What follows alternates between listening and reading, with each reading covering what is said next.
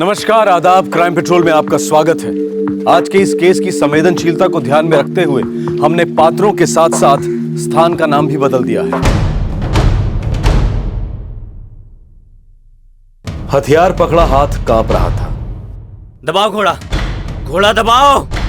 पर हत्यारे को अपना काम करना ही था। क्या हत्यारे ने एक जान ली या फिर उसे एक जान लेने के लिए मजबूर किया गया?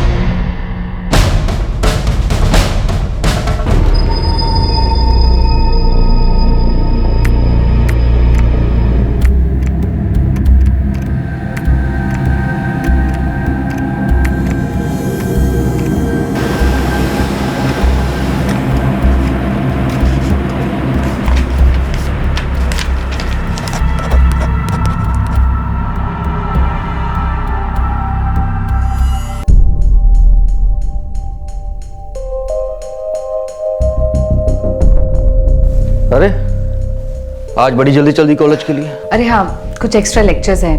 पर आप कहाँ जल्दी है? वो मालवान एरिया के कार्यकर्ताओं के साथ एक बैठक है। ठीक है, मैं निकलती हूँ, देर हो रही है। Bye bye.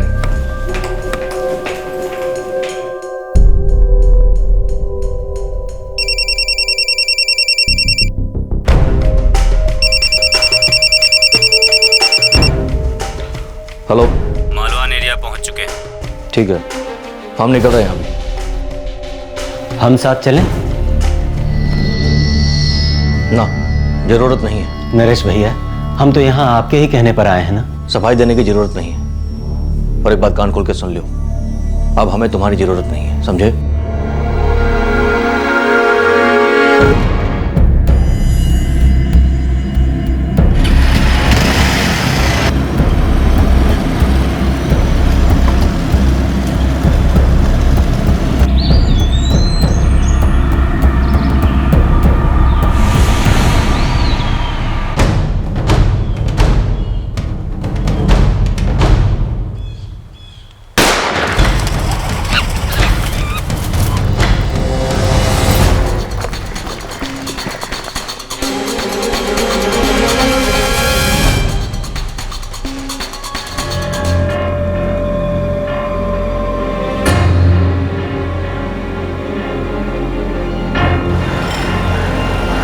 भीड़ कहाँ है जमा? लगता है कुछ हुआ है। लगता है कोई गड़बड़ है।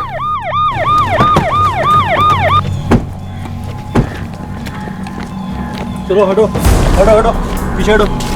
ये आप इन्हें नहीं पहचानते? नरेश जी हैं, अपने नरेश जी। नरेश शर्मा, आईपीपी जिला अध्यक्ष। बॉडी पोस्टमार्टम के लिए भेजता हूं और आप घर वालों को खबर कर दीजिए। राजनीति का गढ़ उत्तर प्रदेश। यहां फतेहपुर से 20 किलोमीटर दूर मालवा रोड पर राजनेता नरेश शर्मा की गोली मारकर हत्या कर दी गई। इस गोली की आवाज से कई दस्तक गूंज उठी। कुछ दस्तक पुलिस को मंजिल की राह दिखा रही थी और कुछ पुलिस को गुमराह कर रही थी। दरअसल हम कोनो काम से मालवान गए थे। जयेश नाथ जी भी हमारे साथ थे। जब हम फतेहपुर लौट रहे थे तो रास्ते में देखा कि भीड़ जमा है। उतर कर देखे तो मिस्टर नरेश शर्मा के साथ करीबी रिश्ता था आपका? जी, परिवार की तरह थे। भाई से भी बढ़कर मानते थे हमको। 20 साल से उनके घर में आना जाना था। मालवान में उनकी कुछ जमीन है, उस पर कंस्ट्रक्शन का काम कराना चाहते थे। ये जयेश नाथ जी कॉन्ट्रैक्टर हैं, यही वो काम करने वाले थे। मिस्टर नरेश शर्मा मालवान आ रहे थे या जा रहे थे? कुछ खास काम था उनको? जा रहे थे या आ रहे थे हमें नहीं मालूम। हमें तो ये भी नहीं पता कि उनका मालवान जाने का कोई प्रोग्राम था। हमेशा हर बात हमें बताते थे, पर इस बार तो अजीब है कि उन्होंने हमें कुछ नहीं कहा।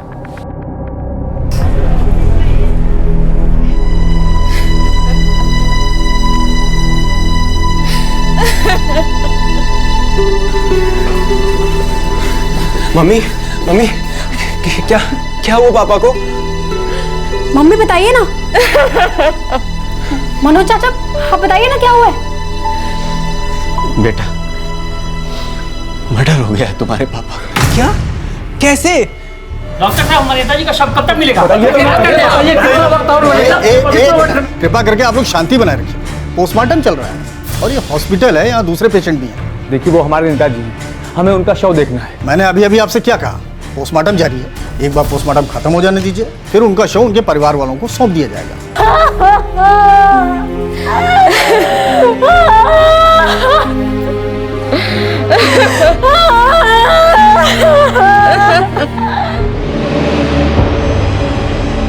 बुलेट पीठ पे फायर की गई।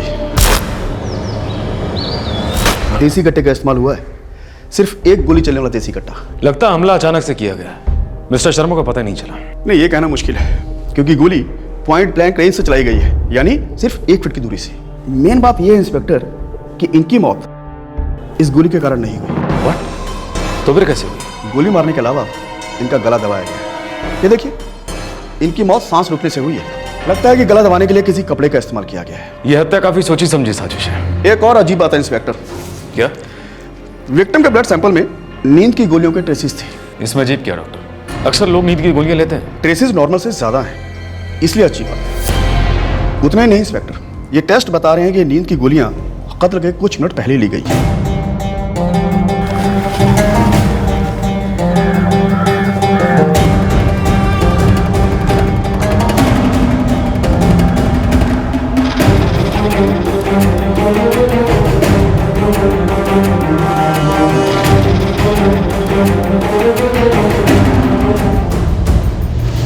जी नहीं, ना ही कोई घाव का निशान है और ना ही कोई झड़प का निशान है।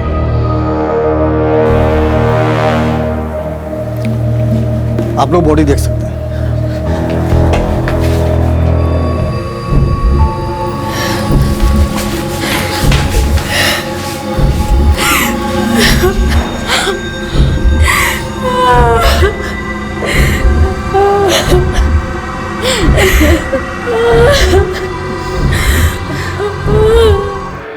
सर, हम मर्डर स्पॉट की सारी छानबीन कर रहे हैं, लेकिन अभी तक ना कोई कट्टा मिला और ना ही कोई गोली। लगता है नरेश शर्मा किसी से मिलने के लिए रुके होंगे और वहीं पर अटैक हुआ। लगता तो ऐसे ही है सर। बाइक भी सड़क से 20 फीट दूर पड़ी हुई है। लगता है वहाँ पे किसी ने धकेल दी होगी। बॉडी पर कोई और चोटों के निशान नहीं।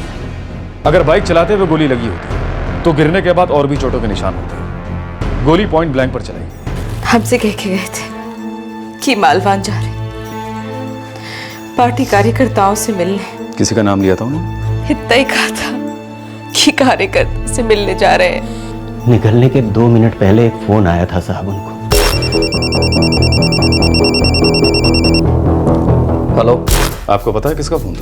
नहीं साहब, फोन के बाद हमने नरेश भैया से कहा कि हम भी संग चलेंगे, पर भैया ने मना कर दिया।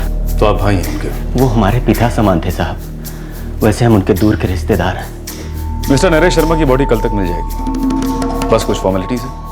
जैसी खत्म हो जाएंगी थाने से फोन आ जाएगा। एम्बुलेंस गाड़ी जो भी है वो लेकर आ जाएगी।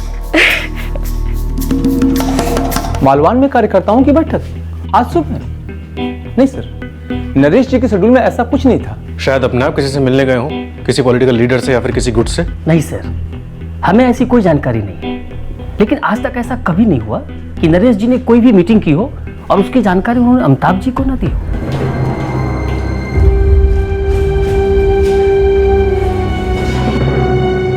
ये तो नामुमकिन है इंस्पेक्टर साहब कि उनकी पार्टी की कोनो मीटिंग हो और हमें ना पता हो। लेकिन उन्होंने अपनी पत्नी से कहा था कि वो मालवान जा रहा है, कार्यकर्ताओं के साथ बैठक है, और निकलने से पहले उन्हें एक फोन भी आया था। ये बात तो हमें अटपटी लग रही है। क्यों? भाभी जी, हमारा मतलब नरेश जी की धर्मपत्नी Kavita Sharma government girls college में अध्यापिका है। तो बात ये है इंस्पेक्टर साहब कि हमारे भैया जी ने राजनीति की कभी कोनो बात भाभी जी से नहीं की। इसीलिए हमें अटपटा लग रहा है कि उन्होंने भाभी जी से ऐसा काहे कहा कि वो पार्टी मीटिंग के लिए मालवान जा रहे हैं। तो मिसेस नरेश शर्मा, यानी कि आपकी कविता भाभी जी झूठ बोल रही हैं? नहीं नहीं, ये आप क्या कह रहे हैं? हम तो इसलिए कह रहे थे कि अचानक उन्होंने ये बात काहे कही, और भैया जी को मालवान में क्या काम था?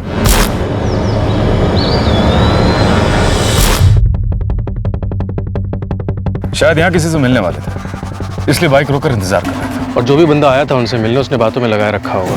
और हो सकता है दूसरा बंदा वहां उन झाड़ियों के पीछे छुपा हो। उसने वहां से नरेश शर्मा की पीठ पर गोली चलाई।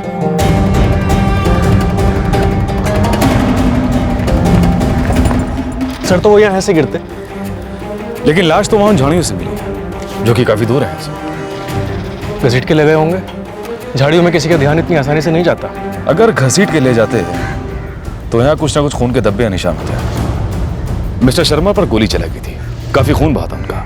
कम से कम यहाँ रोड पर कुछ खून के निशान तो मिलने चाहिए थे, जो कि नहीं। सर हो सकता है गिरने से पहले किसी ने पकड़ लिया और लाश यहाँ झाड़ियों में डाल दी हो। लेकिन क्यों, किस लिए? और मरने से कुछ ही मिनटों पहले मिस्टर नरेश शर्मा ने बहुत सारी नींद की गोलियां खाई थी। सर नरेश शर्मा ने नींद की गोलियां खा के बाइक चलाई होगी, ये बात मानना मुश्किल है। जबरदस्ती किसी ने गोलियां खिलाई हैं, लेकिन क्यों? आखिर ये माजरा क्या? और वो last call mister Naresh Sharma को किसने किया? नरेश शर्मा का मोबाइल डुअल सिम कार्ड वाला है और मैंने दोनों नंबर से कॉल रिकॉर्ड्स मंगवा लिए। लोगों ने जो कुछ भी हमें बोला है उनमें से कोई ना कोई बहुत बड़ा झूठ बोल रहा है, और झूठ के धागों से बहुत बड़ी कहानी बुनी जा रही है। पॉलिटिकल लीडर नरेश शर्मा के मर्डर का रहस्य अब और गहरा होता जा रहा था। इन्वेस्टिगेशन जोरों से चल रही थी और एक के बाद एक कई सवाल उठ रहे थे, लेकिन इन सवालों की गहरी खाई को भरने के लिए अभी कई जवाब मिलने बाकी थे।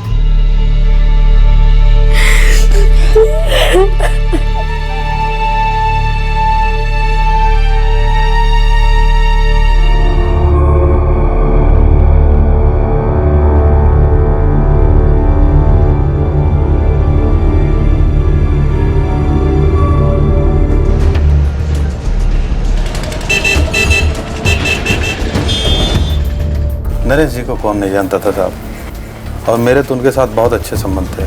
आप इसी नींद की गोलियां लेते थे? नहीं, कभी नहीं। खुद तो कभी नहीं खरीदे और न ही कभी उनके घर पे डिलीवरी हुई।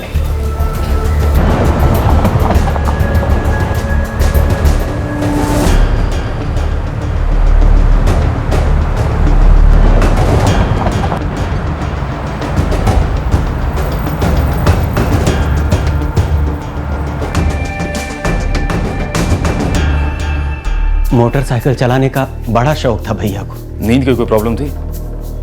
नींद की गोलियां लेते थे? नहीं, कभी नहीं। ब्लड प्रेशर की प्रॉब्लम थी, उसकी दवाइयाँ लेते थे, पर नींद की गोली कभी नहीं ली। कविता जी, उस दिन सुबह मालवान में कोई पार्टी मीटिंग थी ही नहीं। हो सकता आपके पति वहां किसी और से मिलने गए। आप कहना क्या चाह रहे हैं इंस्पेक्टर? मैं सिर्फ पूछताछ कर रहा हूँ। कोई ऐसी बात है जो हमें पता होनी चाहिए और आप लोग छुपा रहे हैं। इंस्पेक्टर साहब, आप साफ साफ बताइए ना, कहना क्या चाहते हैं? देखिए, ये मर्डर प्लान था। मिस्टर नरेश शर्मा को फोन करके मालवान बुलाया गया था और वो जा रहे थे, लेकिन रास्ते में उन्हें कोई मिला, वहीं पर उनका कत्ल हुआ। अजीब बात यह है कि कत्ल के कुछ ही मिनटों पहले उनकी बॉडी से ढेर सारी नींद की गोलियां पाई गई, फिर कट्टे से पीठ पर एक गोली चलाई गई। लेकिन अजीब बात यह है कि उनका कत्ल हुआ है गला दबाने से। अब जाहिर सी बात है कि सवालों की कमी नहीं होगी मेरे पास। सर, इतना याद रखिए कि मेरे डैड एक सेल्फ मेड मैन थे, बिल्कुल ग्रास रूट लेवल से खूब मेहनत कर करके पार्टी की इतनी बड़ी जिम्मेदारी अकेले संभाल रहे थे। बहुत अच्छी बात है मनीष, लेकिन ये तुम भी जानते हो कि आदमी जितना बड़ा होता है उतने ही ज्यादा उसके दुश्मन भी पैदा होता है। मैं मान ही नहीं सकता कि तुम्हारे डैड की किसी से दुश्मनी नहीं। क्या कभी किसी ने उनको जान से मारने की धमकी दी या कोई दुश्मनी? ऐसा तो भैया ने कभी कुछ नहीं बताया। उनकी तो किसी से कोई भी दुश्मनी नहीं थी, बल्कि सबसे बहुत अच्छे रिलेशन से। कविता जी प्लीज, इतना बेवकूफ मत समझिए आप हमें। इंस्पेक्टर साहब, मैं आपसे कह रही हूँ ना, उनकी किसी से कोई दुश्मनी नहीं थी। आप कस्बे में जाकर किसी से भी पूछ सकते हैं, सबसे उनकी बहुत जमती थी।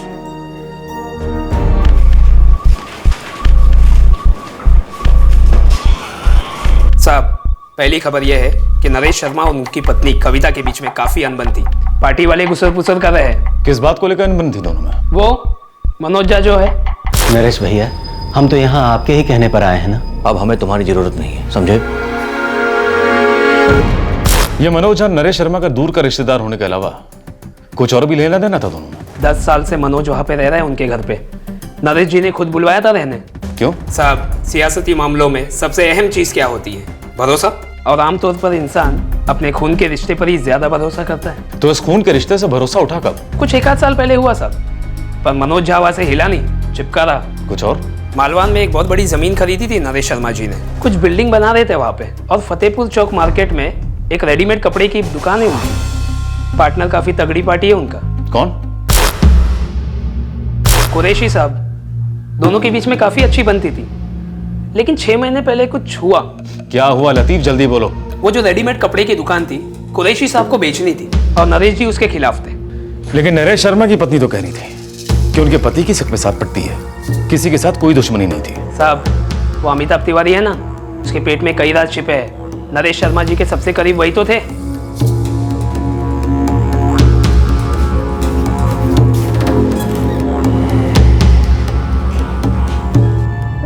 मम्मी, अपना ख्याल रखना। हाँ बेटा, तुम दोनों भी अपना ख्याल रखना। देखो बेटा, जो हुआ उसे हम सब भुला नहीं पाएंगे, लेकिन तुम्हारे पापा की इच्छा थी कि तुम दोनों जमकर पढ़ो और उसमें कोई रुकावट ना आए। मम्मी, आप भी जल्द से जल्द कॉलेज वापस ज्वाइन कर लीजिएगा। पढ़ाने में बिजी रहेंगी तो डिप्रेशन से दूर रहेंगी। बेटा तुम लोग बिल्कुल बेफिक्र रहो, मनोज चाचा है ना यहाँ पर, भाभी जी की अच्छी तरह से सेवा करेंगे। अच्छा मम्मी, हम चलते हैं। चलो अमृता।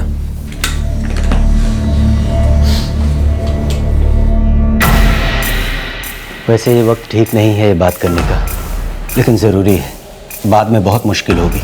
क्या? इंश्योरेंस क्लेम फाइल करने का है, जल्द से जल्द। ऐसे मामलों में बाद में वक्त लग जाता है। सर सारे कॉल छान मार रहा हूँ। लास्ट कॉल का क्या स्टेटस है? सर ये नंबर 44468789 स्विच ऑफ दिखा रहा है। सर्विलेंस पे डाल दिया सर। मुझे लगता है ये आखिरी कॉल, ये नंबर इस मर्डर केस के बंद संदूक की चाबी है, और दूसरी चाबी है अमिताभ तिवारी।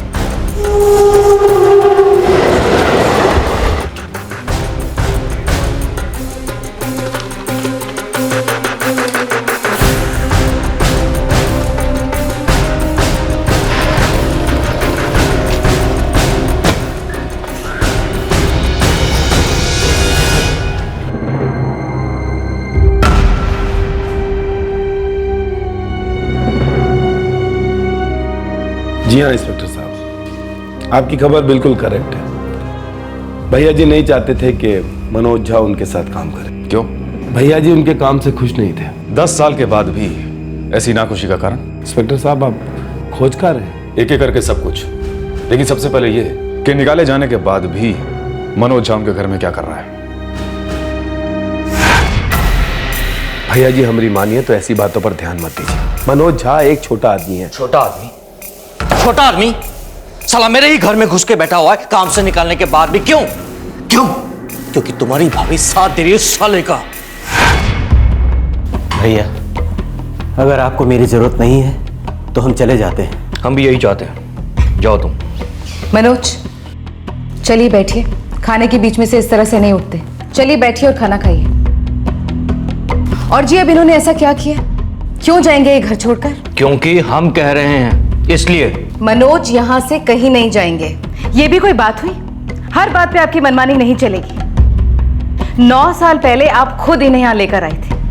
पार्टी की, इस घर की सारी जिम्मेदारियां इन्होंने संभाली हैं, और आज अचानक आप कह रहे हैं चले जाओ। क्यों? सीधी सी बात है, हम इसे यहाँ पर लेकर आए थे और हम ही इसे यहाँ से निकालेंगे, समझी तुम? देखिए हो सकता है कि इनकी आपकी पार्टी में कोई जरूरत नहीं, लेकिन इस घर की सारी जिम्मेदारियां संभाली हुई हैं इन्होंने। हमें इनकी जरूरत है, हम इन्हें कहीं नहीं जाने देंगे।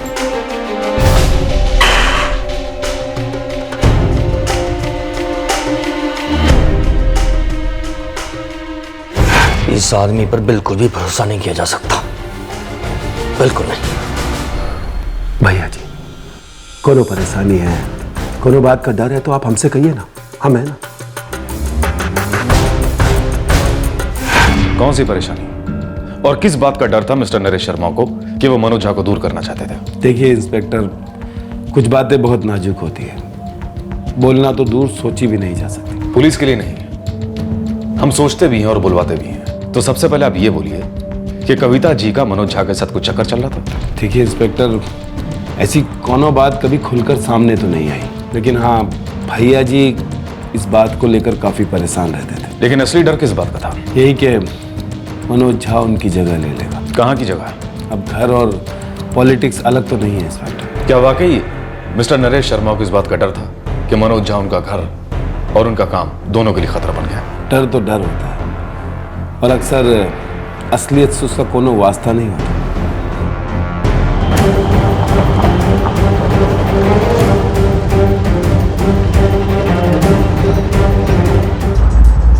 यही दुकान है साहब, 6 महीने से बंद पड़ी, कोई धंधा ही नहीं है। उसके पहले साहब 4 साल पहले जब नरेश भाई और कुरैशी साहब ने मिलकर ये दुकान खोली थी तो उस समय तो मतलब लक्ष्मी जी मेहरबान हो गई थी। मतलब पूरे मार्केट में इकलौती ऐसी दुकान थी जहाँ दूर दराज से लोग कपड़े खरीदने आते थे। फिर क्या साहब, अब ग्राहकों की भेड़चाल तो धंधे के लिए अच्छी होती है, लेकिन अगर धंधे वाले खुद भेड़चाल पर उतर आए तो मतलब शामत आ गई। मतलब साहब, अब इनकी दुकान की तो निकल पड़ी थी, लेकिन और भी तो दुकान वाले थे, उनकी सुलग गई। उनको लगा हम कैसे पीछे रह जाएं। तो साहब धीरे धीरे मार्केट में एक के बाद एक दर्जनों दुकान खुल गई कपड़ों की। सोचो आप, नरेश भाई और कुरैशी साहब को कितना ज़बरदस्त नुकसान सहना पड़ा होगा। इस नुकसान को लेकर कभी कुरैशी और नरेश शर्मा के बीच में कुछ कहा सुनी या बहस कुछ तुमने देखा सुना हो? साहब इसकी अप टू डेट खबर आपको सिर्फ एक ही आदमी दे सकता है। कौन? मुरलीधर। ये कौन है? साहब वही तो ये दुकान चलाते थे। मतलब मुरली भैया को आप इन दोनों के बीच का रेफरी समझ लीजिए। ये दोनों लड़ते रहते थे और मुरली भैया दुकान चलाते थे।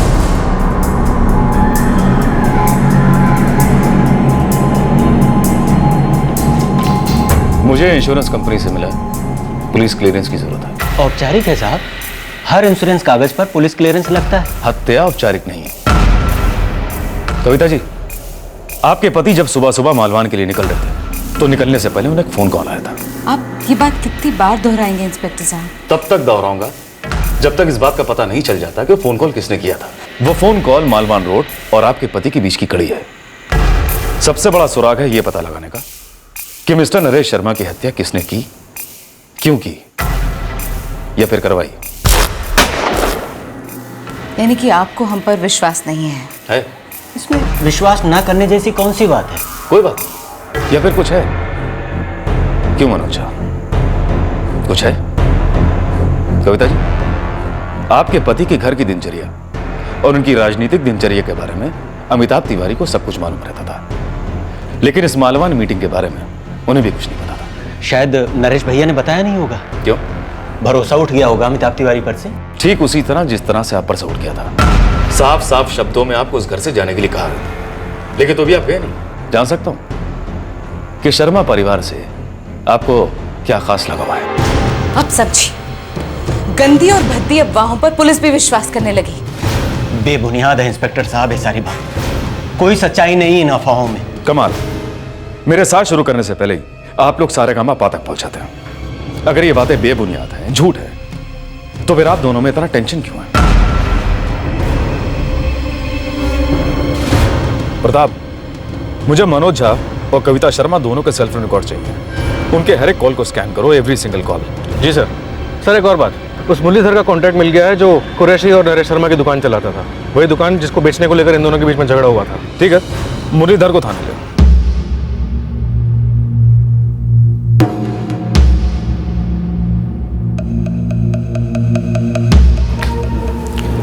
सेठ, वो दुकान का क्या करें?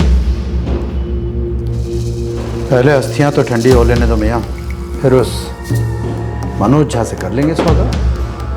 अभी तो फिलहाल वही संभालेगा नरेश भाई का सारा बिजनेस, कम से कम तब तक जब तक नरेश भाई का लड़का संभालने लायक ना हो जाए। सेठ, दुकान भी तो गिरवी रखी है। इस बिजनेस में नरेश शर्मा के साथ पार्टनरशिप करनी ही नहीं चाहिए थी।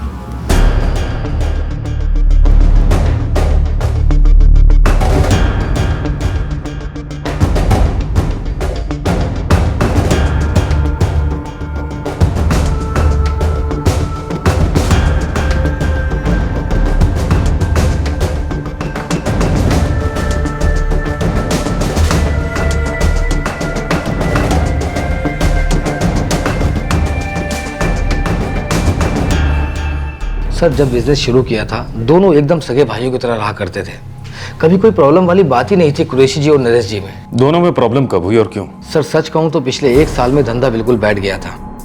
एक तो नरेश जी का अपना कंस्ट्रक्शन का बिजनेस और ऊपर से कुरैशी जी के अपने 4-6 बिजनेस हैं। ध्यान दोनों का ही नहीं था बिजनेस के ऊपर।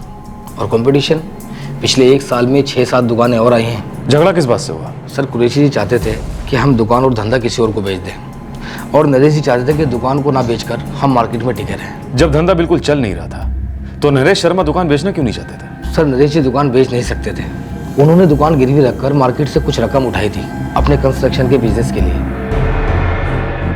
सर कविता शर्मा और मनोज झा के फोन रिकॉर्ड से ऐसा कुछ नहीं मिला जो नरेश शर्मा की हत्या की साजिश की तरफ इशारा करते हो। शायद इनके फोन कॉल साजिश की तरफ इशारा नहीं कर रहे, पर साजिश तो है, एक गहरी साजिश, जिसके तहत नरेश शर्मा को एक जगह बुलाया गया जहां उसे गोली मार दी गई। हेलो। ऊपर से उसके पेट में नींद की गोलियां कहां से आ गई? प्रताप, यकीनन साजिश तो है। सर ये नंबर 44468789 अभी भी स्विच ऑफ दिखा रहा है, लेकिन सर्वेलेंस जारी है सर, कल तक रिपोर्ट आ जानी चाहिए।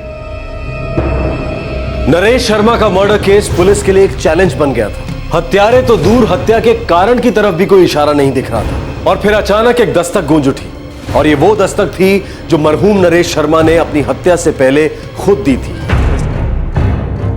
मैं आपको यह सूचित करना चाहता हूं कि मेरी जान को खतरा है। मुझे जान से मार डालने की साजिश रची जा रही है। मेरा ex business partner M A Qureshi और LN party leader Majid Salauddin और कुछ बैंक अधिकारी शायद मेरी जान लेने की कोशिश करेंगे। मुझे काफ़ी डर लग रहा है, जीना मुश्किल हो गया है। मुझे सुरक्षा प्रदान करें तुरंत।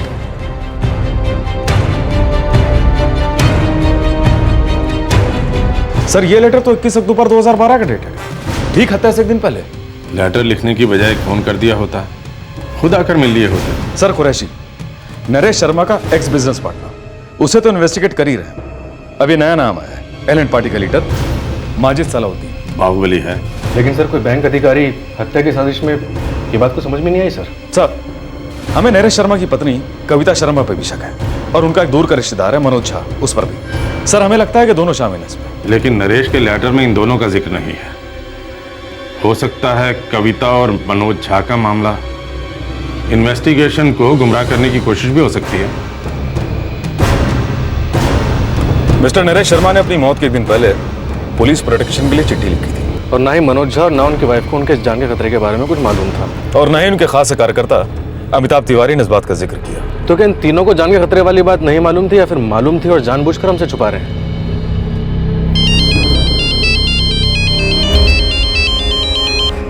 हेलो। मिस्टर नरेश शर्मा ने SP साहब को चिट्ठी लिखी थी पुलिस प्रोटेक्शन के लिए, और कहा था कि उनकी जान को खतरा है। आपको कुछ मालूम है इसके बारे में? बिल्कुल नहीं इंस्पेक्टर साहब, ऐसी तो कभी कोनो बात नहीं की उन्होंने। वैसे उनकी जान को किससे खतरा है, ऐसा कुछ लिखा था क्या उन्होंने? देखिए, सवाल करना हमारा काम है, और बहुत जल्द ढेर सारे सवाल आपके पास आने वाले हैं।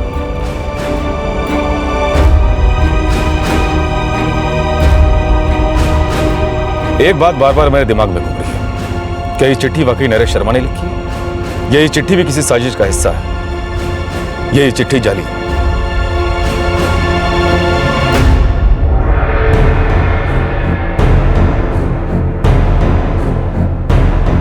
लगता है तकदीर ने मिस्टर शर्मा का दिमाग पर पहले से दस्तक दे दी थी कि उनकी जान को खतरा है। पर उन्होंने मुझे कभी ऐसे किसी खतरे के बारे में नहीं बताया। और इन्हें तो बताया ही नहीं। इंस्पेक्टर साहब, आप बार बार ताने मार के ये कहना चाहते हैं कि नरेश भैया की मौत में हमारा हाथ है? हम छाती ठोक के कहते हैं इसमें हमारा कोई हाथ नहीं है। हमने तो हमेशा उनका भला ही चाहा है। जिसने भी बुरा चाहा है, काम बड़ी सफाई के साथ किया। देखो, जब तक हमें कोई ठोस सबूत नहीं मिल जाता, हमारे शक के दायरे में सब रहता है। बस एक बार पता चले कि लास्ट कॉल किसने किया था उन्हें, और मालवान किसने मिलने के लिए बुलाया था।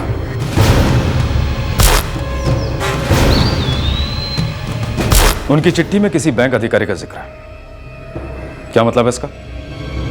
ऐसा क्या कर दिया मिस्टर शर्मा ने उसके साथ कि उसका खून का पैसा हो गया? इंस्पेक्टर साहब, मैं आपसे पहले भी कह चुकी हूँ, मुझे कुछ भी आइडिया नहीं है। मैडम, हमें नरेश शर्मा के सारे बैंक अकाउंट्स की डिटेल्स चाहिए। हम पता लगाना चाहते हैं कि वो कितने हवा में थे और कितने पानी में।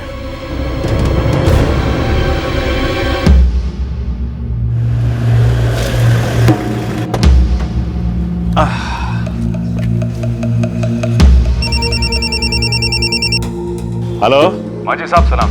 इंस्पेक्टर सैनी बोल रहा हूँ फतेहपुर थाने से। हाँ सैनी साहब, फरमाइए, कैसे याद किया?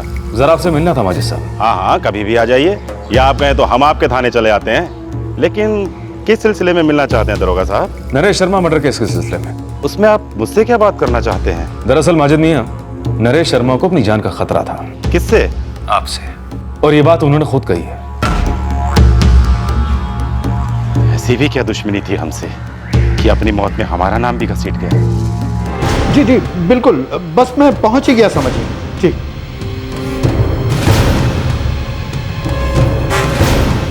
एक तो इतना बड़ा धोखा किया हमसे, और अब अपनी मौत में भी फंसा रहा है ये आदमी। अब ये बैंक का माजरा क्या है? हमें क्या पता, हमसे तो बात ही करना बंद कर दिए थे। हर बात के लिए अमिताभ तिवारी ही याद आता था भैया को, उसी को पता होगा।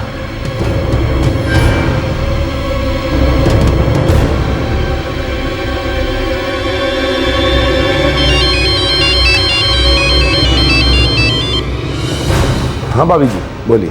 ये बैंक वाली बात क्या चल रही है? उन्हें किसी बैंक मैनेजर से खतरा था? कैसी बकवास है, ऐसा कभी होता है? ये सब के बारे में तो हमें कुछ नहीं पता। ऐसे कैसे नहीं पता? तुम तो उनके सबसे करीब थे ना। वो तो ठीक है भाभी जी, पर हमें ये बारे में 2-4 लोगों से बात करनी होगी। पर ये वक्त हम सच में कुछ नहीं जानते। अमिताभ तिवारी, झूठ बोलना, बातें बनाना बंद करो।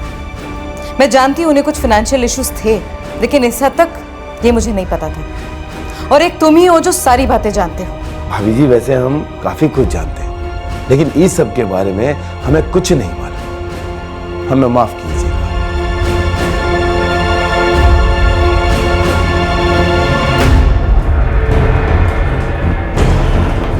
नरेश शर्मा के हर एक बैंक अकाउंट स्कैन किए, कुछ नहीं मिला। फिर वो बैंक से धमकी की बात? सर लोन तो था उस पर, टोटल 60 लाख, सूद समेत कुछ 1 करोड़ के लगभग। प्रताप, 1 करोड़ बहुत बड़ी रकम होती है।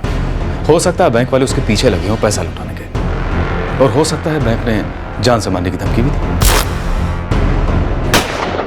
सर हो सकता है धमकी किसी और ने दी और ट्रिगर दबाने वाला हाथ कोई और हो।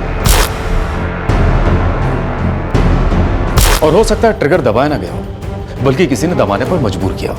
और उधर नरेश शर्मा की पत्नी कहती है कि उनकी किसी से दुश्मनी थी ही नहीं, एक से भी नहीं। उनकी किसी से कोई दुश्मनी नहीं थी। आप कस्बे में जाकर किसी से भी पूछ सकते हैं, सबसे उनकी बहुत जमती थी। और हम जितना खोद रहे हैं ना, एक से बढ़कर एक दुश्मनियां, अनबन, झगड़े निकलते जा रहे हैं।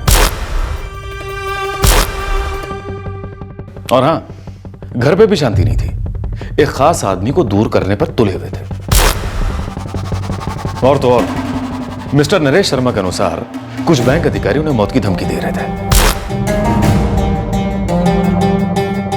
और ऊपर से नींद की गोलियों वाला रहस्य, कट्टे से चलाई गई गोली और गला दबाकर की गई हत्या।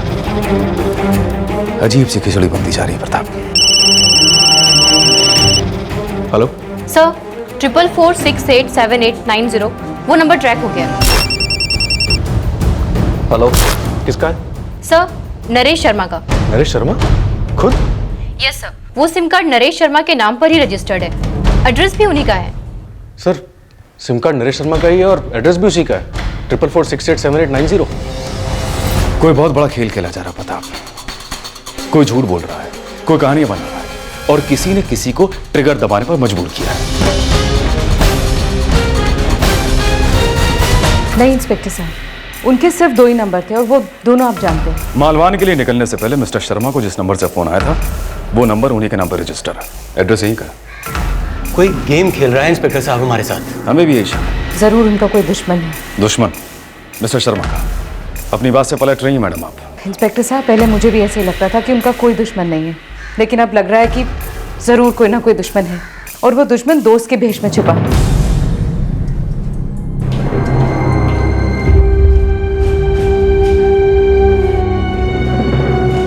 तीसरा नंबर तो वो हमें कभी नहीं दिए। हमारे पास तो उनके 2 ही नंबर हैं। और नींद की गोलियां? क्या तुम्हारे नरेश भैया नींद की गोलियां लेते थे? हमारे सामने तो कभी नहीं ली, और नहीं इस बारे में हमें कभी कोनो बात कही। हमारे भैया जी के बारे में ऐसी ऐसी बातें सामने आ रही है जैसे वो कभी थे ही नहीं। हमें तो किसी की गहरी साजिश लग रही है। कोनो हमारे भैया जी के खिलाफ षड्यंत्र कर रहा है। हम हर षड्यंत्र का पर्दाफाश करने की कोशिश कर रहे हैं, लेकिन कत्ल से पहले पुलिस को गुमराह करने का अलग नया सा प्लान तैयार है। लेकिन हर सुराग एक अंधेरी गली में जाकर मिल रहा है, और ऐसा विकल्प खड़ा कर रहा है जो नामुमकिन सा लग रहा है। इंस्पेक्टर साहब, आपने उन सब लोगों से पूछताछ की जिनका नाम भैया जी खत में लिख कर गए थे?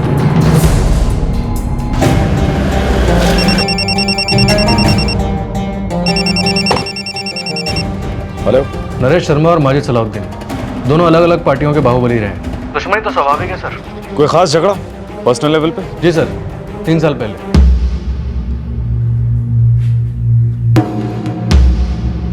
तीन साल पहले की बात है। हमने नरेश शर्मा को म्युनिसिपल चुनावों में हरा दिया था। क्या यही एक कारण है? जो नरेश शर्मा ने आपके खिलाफ थाने में एनसी लिखाई? सैनी साहब, सियासी मामलों में छोटी से छोटी हार मायने रखती है और हर हारने वाले को जीतने वाले की सांस भी एक साजिश नजर आती है और जीतने वाले को भी ये खौफ रहता है कि हारने वाला कहीं उसकी जान का दुश्मन ना बन जाए। क्या आपको उनसे खतरा था या उनको आपसे? हम पार्टी लीडर हैं कस्बे के, आवाम की नुमाइंदगी करते हैं। नरेश शर्मा भी हमारे ही जैसे थे, हमारी टक्कर के थे और हम जैसे लोग सियासी दुश्मनियां इतनी खुलकर भी नहीं निभाते। सैनी साहब, आपको एक बात बताता हूं सैनी साहब, मैं और नरेश जी पक्के सियासी दुश्मन थे और सियासी दुश्मनियां चुनावों में जमकर निभाई जाती हैं। ये गोली वोली चलाकर जान से मार देना, इसमें कोई मजा नहीं है। वो भी यही चाहते थे कि वो हमें चुनाव में हराएं। हम एक दूसरे पर बंदूक कभी नहीं उठाते ना। तो फिर नरेश शर्मा पर बंदूक उठाई किसने? अब ये पता करना आपका काम है साहब। वैसे इन सब चीजों का हमसे कोई ताल्लुक तो नहीं है, लेकिन एक नागरिक होने के नाते खबर दे रहा हूं आपको। कहिए, मैं सुन रहा हूं। हाल ही में नरेश शर्मा कर्ज में बहुत डूबे हुए थे। जब से वो ये कंस्ट्रक्शन लाइन में आए, नुकसान ही नुकसान हो रहा था उनका और इस घाटे की वजह से वो काफी परेशान रहते थे। एक सियासी दुश्मन होने के नाते मुझे इस बात की खबर थी, तो आपको दे रहा हूं। अब आगे आप देखिए। मुझे इंश्योरेंस कंपनी से मिला है, पुलिस क्लियरेंस की जरूरत है। सर लोन तो था उस पर, टोटल 60 लाख, सूद समेत कुछ 1 करोड़ के लगभग। रंजिश तो थी सैनी साहब, बिल्कुल थी, और मेरे गुस्से की वजह भी जायज थी। नरेश भाई हमारी पार्टनरशिप को क्लोज करने ही नहीं दे रहे थे। अब पैसों की जरूरत तो दोनों को थी, धंधा बैठ गया था, ये दुकान बिक जाती तो पैसे आ जाते, सारा मामला ट्रैक पर आ जाता, लेकिन नहीं। और वो दुकान बेच नहीं पा रहे थे क्योंकि गिरवी रखी थी। उन्होंने रखी थी ना साहब, उन्होंने, उनको अपने कंस्ट्रक्शन लाइन के लिए कैश की जरूरत थी तो हमारी पार्टनरशिप वाली दुकान चढ़ा दी। कुरैशी साहब, लगता है आपका गुस्सा अभी तक ठंडा नहीं हुआ। गुस्सा कभी इतना गर्म भी नहीं था इंस्पेक्टर साहब कि मैं नरेश भाई की जान ले लेता। अगर आपको ऐसा लग रहा है तो ये आपकी गलतफहमी है। कुरैशी साहब, मुझे आप पर शक क्यों नहीं करना चाहिए? क्योंकि साहब, मैं अगर नरेश भाई को मरवाता तब भी मुझे मेरा हिस्सा तो नहीं मिलना था, क्योंकि दुकान तो गिरवी रखी, बैंक की प्रॉपर्टी, और जनाब मैं बिजनेसमैन, मुझे नशा मुनाफे से लगता है और किसी का खून करना मुनाफे का बिजनेस नहीं। सर 44468789 नंबर स्कैन किया। हेलो, नरेश शर्मा के नंबर से इस नंबर पर 21 अक्टूबर को फ़ोन किया गया था, मर्डर से ठीक 1 दिन पहले। तो जाहिर है नंबर नरेश शर्मा का नहीं है। हाँ सर, क्योंकि इन 2 कॉल्स के अलावा ना इस नंबर पे कोई इनकमिंग है और ना ही कोई आउटगोइंग। तो शायद ये नंबर इसी जुर्म के लिए इस्तेमाल किया गया है। और एक बहुत बड़ा इत्तेफाक भी है सर। कैसा इत्तेफाक? सर, इस जाली नरेश शर्मा वाले नंबर की लोकेशन मालवान एरिया दिखा रहा है, ठीक वही जगह जहाँ पे हत्या हुई थी।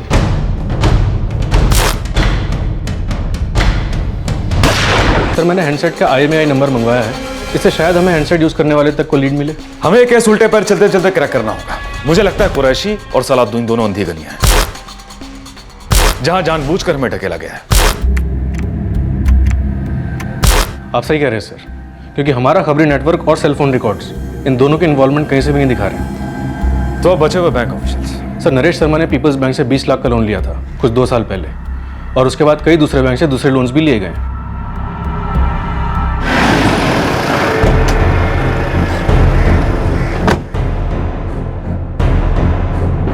इंस्पेक्टर साहब, नरेश शर्मा जी ने हमसे 2 साल पहले 20 लाख का लोन लिया था और आज तक सिंगल पैसा वापस नहीं लौटाया उन्होंने। अब आप ही सोचिए, ब्याज ही कितना बढ़ गया। इसलिए आपने अपने रिकवरी एजेंट छोड़ दिए उन पर। वो कोई चाय वाला या रिक्शा चालक नहीं था, एक पॉलिटिकल पार्टी का लीडर था। और ऐसे लोगों के साथ हमारे जो रिकवरी के एजेंट होते हैं ना, बड़े अदब से, बड़े प्यार से पेश आते हैं। हमारे रिकवरी एजेंट प्यार से समझा रहे थे कि वो लोन चुका दें, लेकिन उनका बिजनेस जो है कंस्ट्रक्शन का, वो काफी खस्ता चल रहा था। मालवान में उनकी कुछ जमीन है, उस पर कंस्ट्रक्शन का काम कराना चाहते थे। ये जयेश नाथ जी कॉन्ट्रैक्टर है, यही वो काम करने वाले थे। दूसरों बैंकों के भी लोन थे उन पर। वही तो जड़ थी, नरेश शर्मा साहब ने कभी डिक्लेयर ही नहीं किया था। ये बात तो हमें दूसरे सूत्रों से पता चली। तो उन सूत्रों ने और आपने मिलकर बड़ी तमीज के साथ मिस्टर नरेश शर्मा को जान से मारने की धमकी देना शुरू कर दी। देखिए इंस्पेक्टर साहब, हम बैंक हैं, कोई माफिया ग्रुप नहीं है या गुंडा नहीं है। हम नोटिस भेजते हैं। भाई, हमारा नुकसान हो रहा था तो हम उसको रोकने की कोशिश कर रहे थे। हाँ, जरूर हम उन पे रिकवरी के लिए प्रेशर डाल रहे थे, लेकिन नरेश शर्मा साहब के मौत ने हमारा परमानेंट नुकसान करवा दिया ना। वो कैसे? वो लेटर जो आप लोगों को लग रहा है कि नरेश साहब ने एसपी साहब को लिख करके भेजा है, जिसमें वो बैंक ऑफिशियल्स का जिक्र भी किया गया है, यही मर्डर प्लान में।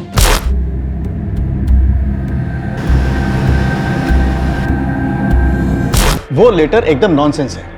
अब आप ही सोचिए, नरेश शर्मा के मौत से हमारी रिकवरी की जो उम्मीद थी उसकी भी तो मौत हो गई ना। हमें तो पैसे मिलने से रहे, लेकिन अगर किसी को पैसे मिलने वाले हैं तो वो लोग हैं जिन्हें इंश्योरेंस से पैसा मिलेगा। अब आप ही हिसाब लगाइए। इस केस के प्लॉट को रिवर्स यानी कि अंत से शुरुआत तक ट्रैक करने की कोशिश की जा रही थी। फिलहाल हर लीड, हर सुराग पुलिस को कोई डिटेल नहीं दे पा रहा था, लेकिन एक बात बिल्कुल स्पष्ट हो चली थी कि आपसी दुश्मनी और पॉलिटिकल राइवलरी वाले एंगल्स उतने मजबूत नहीं थे जितना कि पैसों का एंगल था। नरेश शर्मा की मौत से किसी को बहुत सारे पैसों का फायदा होने वाला था। कौन थे ये लोग और क्या था ये षड्यंत्र?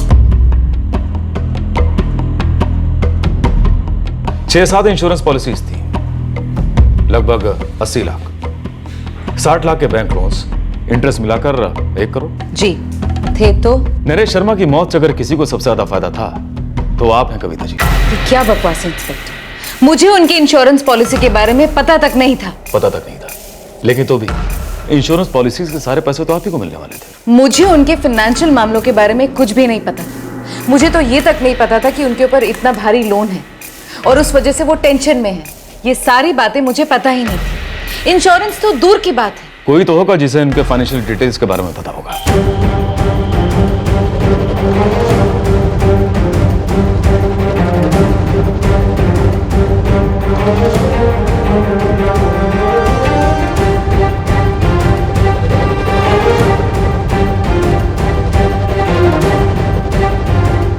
ये क्या इंस्पेक्टर साहब, ये ढूंढते ढूंढते मिल गए बाई चांस कागजात। ठीक तभी लग बाई चांस मिले जब नरेश शर्मा की हत्या की गई थी। ये क्या कह रहे हैं आप?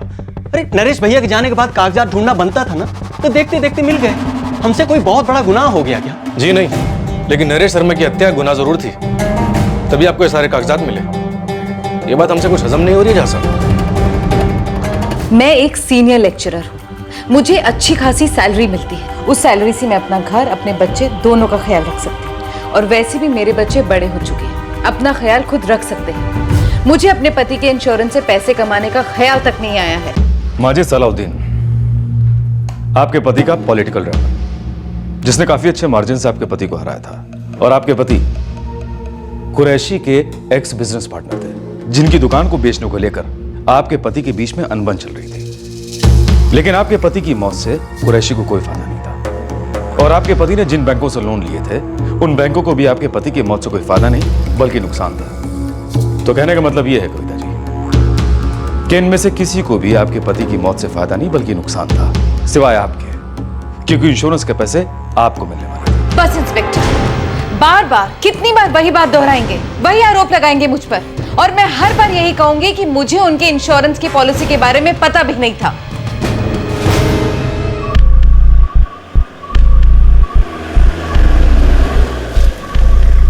कोई खबर? गोरखपुर से लेकर कलकत्ता तक पूरी सुपारी गैंग में मालूम करवाया, लेकिन कोई खबर नहीं। सुपारी का डाउट है साहब। कट्टे बेचने वाले से मालूम किया? सर कट्टे बेचने वाले तो सब जानने वाले हैं, उनने भी साफ साफ बोल दिया कि कोई भी नया ग्राहक नहीं आया। इस्तेमाल तो कट्टा ही हुआ है।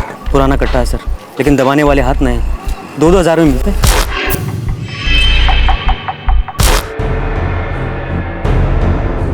नरेश शर्मा की मौत से किसी को फायदा नहीं हो रहा था सिवाय उसकी पत्नी कविता के, जिसे इंश्योरेंस के पूरे 80 लाख रुपए मिलने वाले थे। लेकिन पुलिस को कविता या किसी और की तरफ इशारा करने वाला कोई सबूत नहीं मिल रहा था, और ना ही इस बात का कोई सबूत मिल रहा था कि यह वेल प्लान मर्डर किसने किया था, कैसे किया था और क्यों किया था। इस शातिर हत्याकांड को लेकर पुलिस अब काफी दबाव में आ चुकी थी। एक फेल्ड बिजनेस, सर पे इतने सारे लोन, ऐसे आदमी से किसी को कोई फायदा नहीं। सर एक और बात बोलो। सर सब कह रहे हैं नरेश शर्मा कंस्ट्रक्शन लाइन में गया था, मालवान एरिया में जमीन खरीदी थी, ये वो।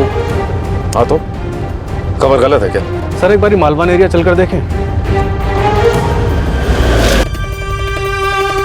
नरेश शर्मा की जमीन खाली पड़ी है सर, और यहाँ कोई कंस्ट्रक्शन काम भी नहीं हो रहा। तो फिर इतने दिनों से कॉन्ट्रैक्टर कर क्या रहा था?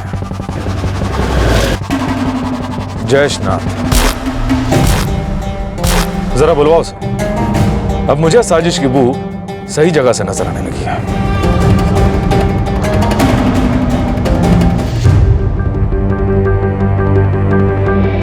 तुम नरेश शर्मा के कॉन्ट्रैक्टर थे, लेकिन उस जमीन पर एक पत्थर भी नहीं था।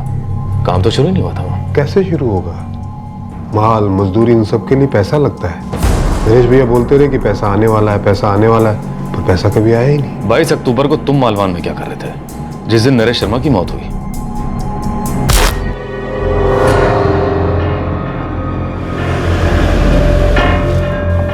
लगता है कुछ हुआ है। सब अमिताभ तिवारी जी आए थे मेरे पास। उन्होंने कहा चलो मालवान वाली जमीन पर जाना है, दोबारा से सर्वे करना है, जल्दी काम शुरू करना है, इसलिए गए थे। बिना पैसों के काम कैसे शुरू होगा? अब सब मैं छोटा आदमी हूँ, कॉन्ट्रैक्टर हूँ, जितना कहा जाता है उतना करता हूँ। ये सारी बातें अगर कोई जानता है तो वो है अमिताभ तिवारी जी।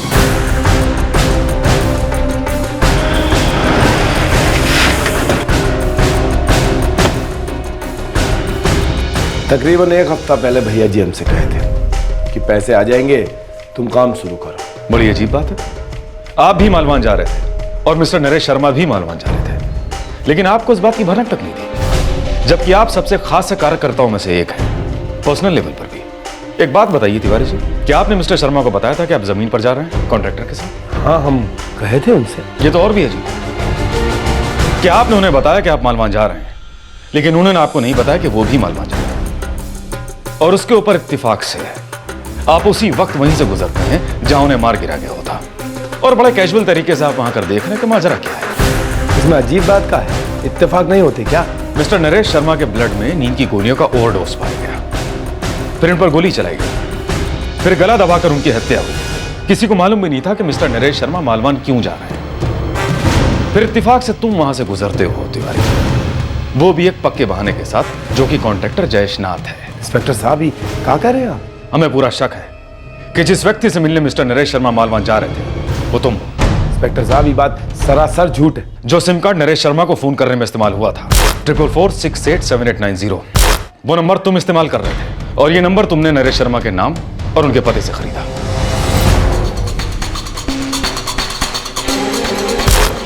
सर, उस मोबाइल फोन का IMEI नंबर ट्रैक डाउन हो गया है, जिससे नकली नरेश शर्मा का फोन नंबर 44468789 इस्तेमाल हो रहा था। कौन सा नंबर?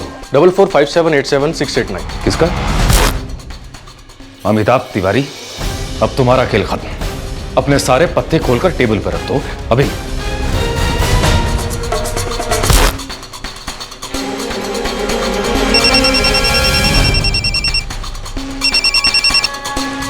हेलो भैया जी, हम मालवान एरिया पहुंच चुके हैं। हम भी निकल रहे हैं।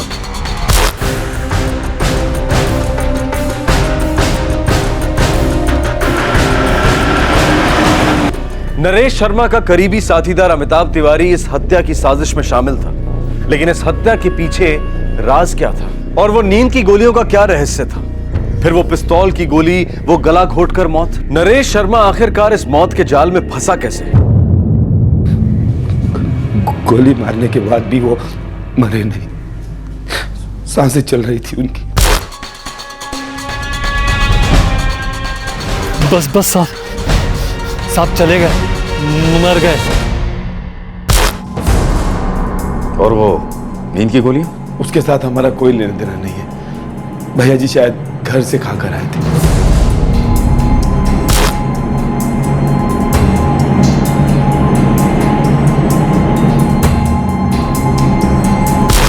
तो मिस्टर नरेश शर्मा नींद की गोलियों का ओवरडोज लेकर तुमसे मिलने आ रहे थे?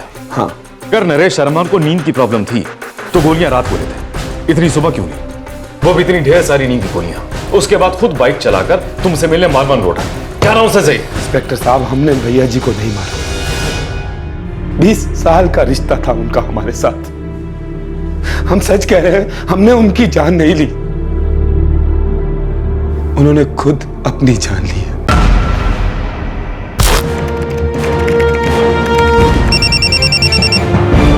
हेलो,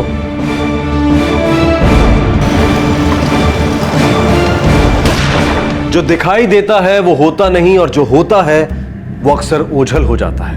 ये षड्यंत्र अब धीरे धीरे खुलने लगा था। पीड़ित ने खुद अपने ही कत्ल की प्लानिंग की थी और ऐसे ऐसे सुराग छोड़ गया था ताकि पुलिस इन्वेस्टिगेशन पूरी तरह से गुमराह हो जाए। हर गलत सुराग को बहुत ही चालाकी से बोया गया था। सब कुछ भैया जी के कहने पर ही हुआ। ये सारा प्लान उन्होंने ही बनाया था।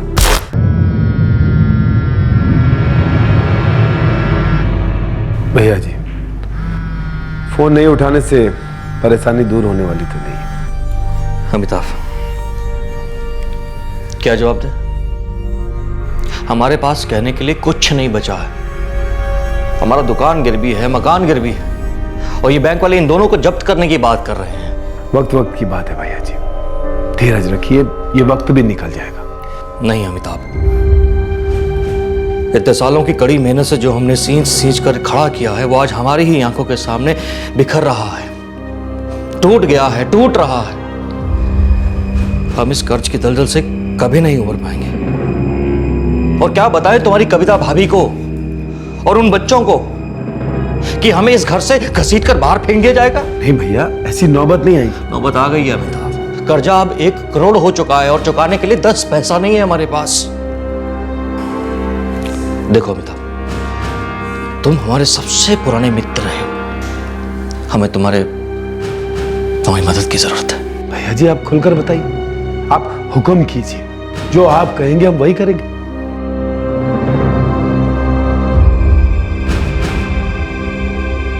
इतने सालों में कई इंश्योरेंस पॉलिसियां ले रखी है, कुल मिला के 80 लाख की होंगी। भैया जी, हम समझे नहीं, आप कहना क्या चाह रहे हैं? इन पॉलिसियों से जो पैसा आएगा ना, उससे काफी कर्जा कम हो जाएगा। लेकिन भैया जी, जीवन बीमे का पैसा तो तभी मिले है जब हम मर जाएंगे। नहीं नहीं भैया जी, आप कहाँ ऐसा सोच रहे हैं? देखिए भैया जी, ऐसा ख्याल भी मत कीजिएगा। अमिताभ, मरना तो पड़ेगा हमें। हमारे मरे बिना ये पॉलिसियां कैश नहीं होंगी। भैया जी, हम तो समझ ही नहीं पा रहे, ऐसी बावली बातें काहे कर रहे हैं आप? लेकिन एक मुसीबत है कि हम आत्महत्या नहीं कर सकते। अगर हमने आत्महत्या कर ली तो ये रकम नहीं मिलेगी, इसलिए हमारी मौत किसी और के हाथों होनी होगी। मर्डर। हमने उन्हें समझाने की बहुत कोशिश की, गिड़गिड़ाए, हाथ पैर जोड़े उनके, लेकिन वो एक बार जो ठान लेते थे उसे कोई नहीं बदल सकता। हम उन्हें नहीं रोक पाए, मनमानी की उन्होंने। ये लो, तुम इसका इस्तेमाल करोगे और एक बार काम खत्म हो जाने के बाद इसे तोड़कर फेंक देना। अगर पुलिस ने ट्रेस कर भी लिया ना सिम कार्ड, तो नाम और पता हमारा ही निकलेगा। भैया जी, हम अपने हाथ से ये काम नहीं कर पाएंगे। तो फिर किसी ऐसे आदमी से करवाओ जो कभी पकड़ा ना जाए। ये क्या कह रहे हैं साहब? पूरे 10,000 रुपये मिलेंगे। लेकिन साहब, हमारे बड़े साहब नरेश भैया की। कुछ सोचने कहने की जरूरत नहीं है, तुम्हारे तक कोई नहीं पहुंचेगा। हमें माफी दे दो तिवारी बाबू, हमें बहुत डर लग रहा है। देखो, हम है ना, डरने की जरूरत क्या है? और 10,000 रुपये कोई छोटी रकम नहीं है।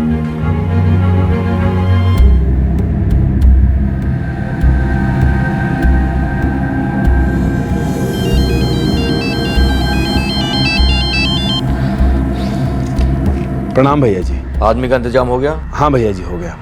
अपने ही गांव का है, भरोसे का है। ठीक है, कल सुबह हम काम कर देंगे। ठीक है भैया जी, हम कल तुम्हें लेने आएंगे। मैं आपको यह सूचित करना चाहता हूं कि मेरी जान को खतरा है। मुझे जान से मार डालने की साजिश रची जा रही है। मेरा ex business partner M A Qureshi और LN party leader Majid Salauddin और कुछ बैंक अधिकारी शायद मेरी जान लेने की कोशिश करेंगे। मुझे काफ़ी डर लग रहा है, जीना मुश्किल हो गया है। मुझे सुरक्षा प्रदान करें जल्द से जल्द।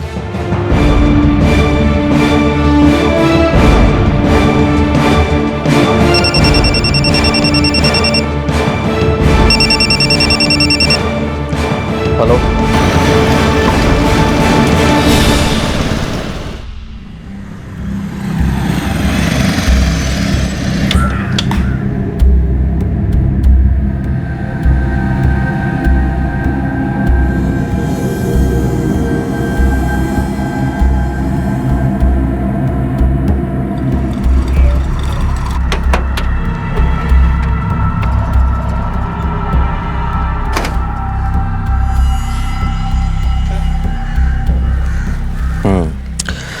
तैयार?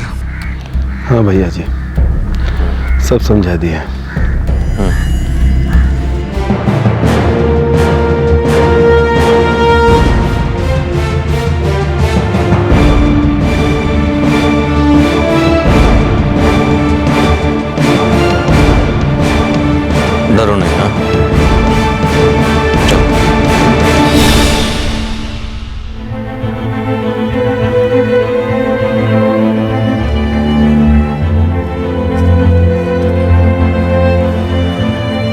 अरे इतना घबरा क्यों रहे हो भैया?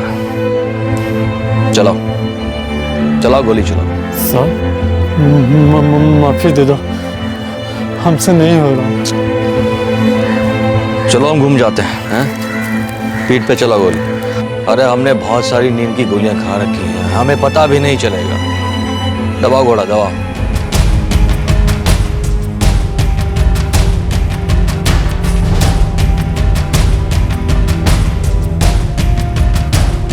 घोड़ा दबाओ दबाओ दबाओ घोड़ा। बस बस साहब चले गए, मर गए।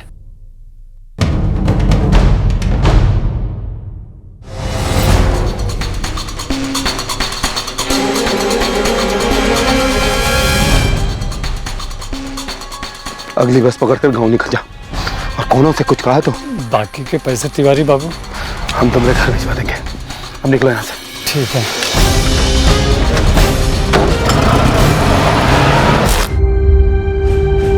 एक घंटे बाद हम वापस लौट कर आए, कॉन्ट्रैक्टर जयेशनाथ को साथ लेकर, ये देखने के लिए कि लोगों ने लाश को देखा कि नहीं। तभी आप लोग वहां पहुंच गए।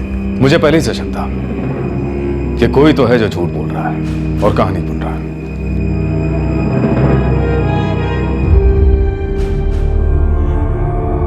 I don't believe this. पापा अपना खुद का मर्डर प्लान कैसे कर सकते हैं?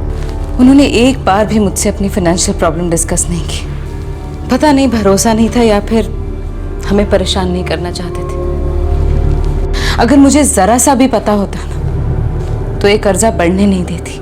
फिर भी मॉम, ये खुद के मर्डर का प्लान बनाना, नींद की गोलियां, खुद पीठ पे गोली मारने को कहना इम्पॉसिबल लगता है। मैं इस थ्योरी को नहीं मानती। मुझे लगता है कि पुलिस की इन्वेस्टिगेशन अभी बाकी है। जरूर कोई झूठ बोल रहा है, कोई गहरी चाल चल रहा है।